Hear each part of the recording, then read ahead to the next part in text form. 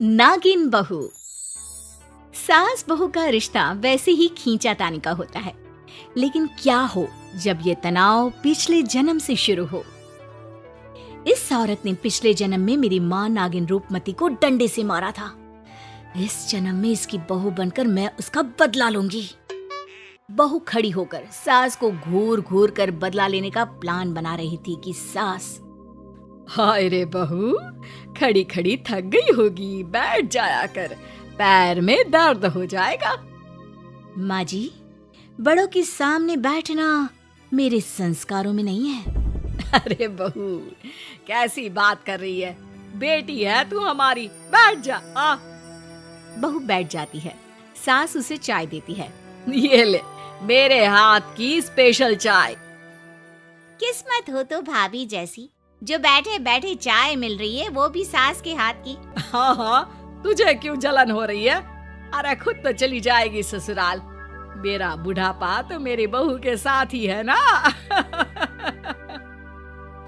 बहू सास की बात सुनकर थोड़ा मुस्कुराती है, लेकिन अगले ही पल मन में सोचती है, नहीं नहीं नैना, तुझे बदलना नहीं है, ये सब इस औरत की चाल है, मुझे इससे बदला लेना है। बहू अब शाम को सास के साथ पार्क में जाती है।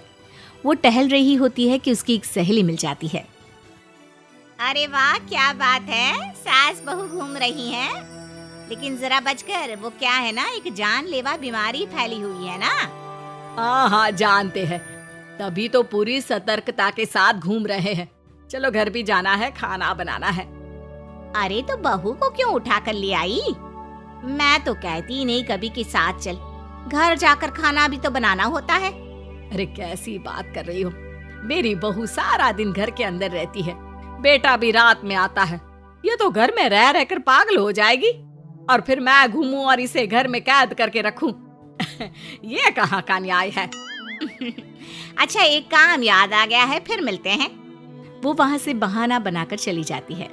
बहू घर आती है और रात को जब सब सो जाते हैं तो वो एक नागिन का रूप धारण कर लेती है।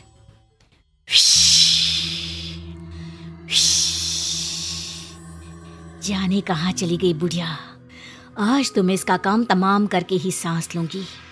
मेरी माँ के साथ जो इसने किया, वही मैं इसके साथ करूंगी।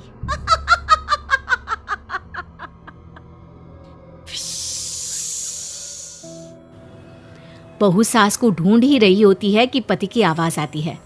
नैना, पानी लेने गई हो तो मेरे लिए आइसक्रीम ले आना फ्रीजर से, बहुत मन कर रहा है खाने का, और जरा जल्दी आना। नैना तुरंत बहू का रूप ले लेती है। अरे ये कैसे उठ गए, ये तो गहरी नींद में सो रहे थे, और इतनी रात में आइसक्रीम, मतलब अभी 1 घंटा और नहीं सोएंगे, तब तक तो मुझे ही नींद आ जाएगी।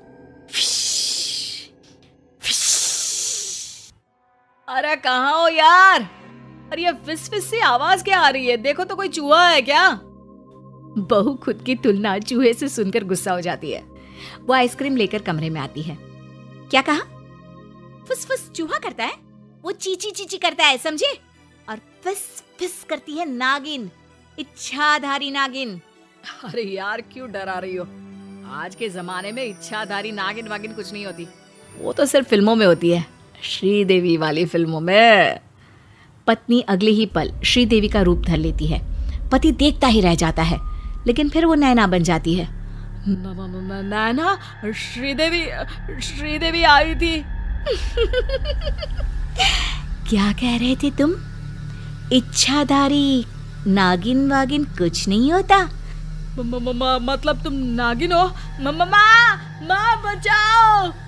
नैना डर जाती है और तुरंत पति को बेहोश कर पुरानी बातें भुलाने वाला जादू कर देती है। अगले रोज, अरे यार ये सर दर्द हो रहा है, लग रहा है जैसे किसी ने जोर का हथौड़ा मार दिया हो। अच्छा तो बेटा थोड़ी देर और सो ले, रहने दे, आज दफ्तर मत जा, घर पर ही रुक जा। वैसे भी दोपहर में श्रीदेवी की नागिन फिल्म आने वाली है, सारा परिवार साथ बैठकर देखेंगे। पति को मानो कुछ याद आने लगता है।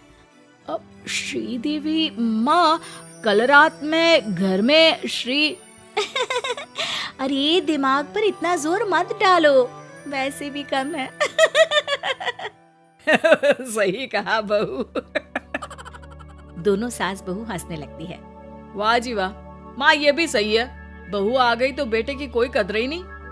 ठीक है नैना, वैसे मैं तुम्हारे लिए ये हीरो का सेट लाया था, पर अब नहीं दूंगा। नैना सेट देखकर खुश हो जाती है।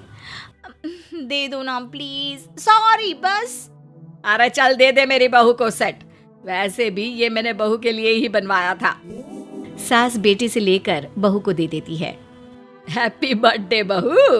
क्या आज नैना का बर्थडे है माँ? और क्या, तुझे तो कुछ भी याद नहीं रहता, बहू ने बताया तो था। नैना की आंख में आंसू आ जाते हैं कि माँ के मरने के बाद किसी ने उसका जन्मदिन मनाया नहीं था। नैना सास की पैर छूती है और फिर तुम दोनों कहीं घूम आओ, रात का खाना मैं बना कर रखूंगी। पति और नैना घूमने चले जाते हैं।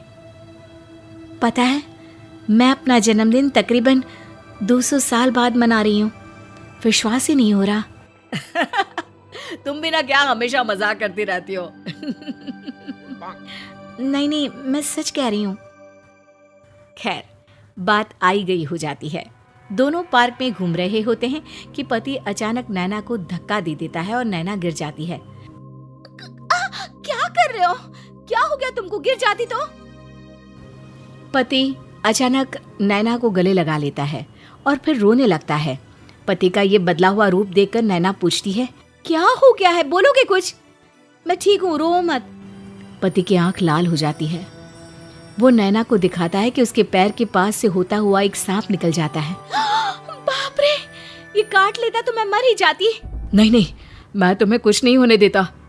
मैंने अपने पिता को सांप के काटने से ही खोया है, माँ आज तक संभल नहीं पाई है। नैना हैरान हो जाती है।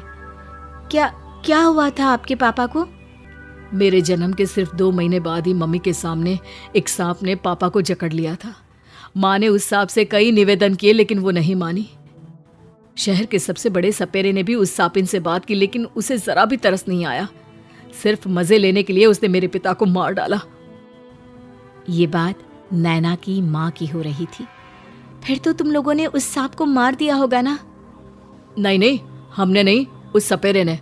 माँ ने तो बहुत मना किया कि जंतु है ना, उसमें भी जीव है, और वैसे भी हमारे संस्कार में सांप को मारना ठीक नहीं माना जाता। नैना को अपनी गलती का एहसास होता है। वो रोने लगती है। अरे क्या हो गया पगली, बचा लिया है मैंने तुम्हें, कुछ नहीं होने दूंगा। सही कहा, मुझे बचा लिया तुमने इतने अच्छे परिवार को खोने से।